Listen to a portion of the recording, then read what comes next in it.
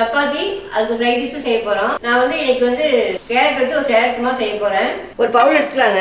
அதுல வந்து கேரட் போட்டுக்கலாம், வெங்காயம் போட்டுக்கலாங்க, தக்காளி போட்டுக்கலாம், மல்லித்தலை போட்டுக்கலாங்க, கருவேப்பிலை தலை போட்டுக்கலாம், பச்சை மிளகாய் போட்டுக்கலாங்க, உப்பு கொஞ்சம் போட்டுக்கலாம். இது தேவையான அளவு உப்பு போட்டுக்கலாங்க.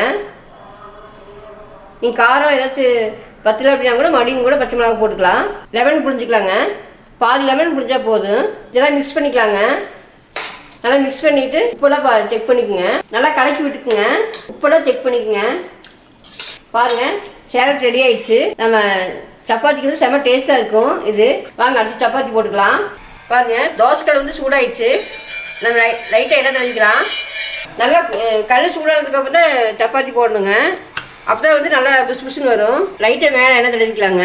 இது கொஞ்சம் சாஃப்டாக இருக்கும். நீங்கள் வேண்டாம்னா விட்டுடலாம். வாங்க திருப்பிடலாம். பாருங்க, சப்பாத்தி வந்துடுச்சு, எடுத்துடலாம். இது மாதிரி ஒவ்வொரு சப்பாத்தியும் போட்டு எடுத்துக்கலாங்க. சப்பாத்தி சேலட் ரெடி ஆயிடுச்சுங்க.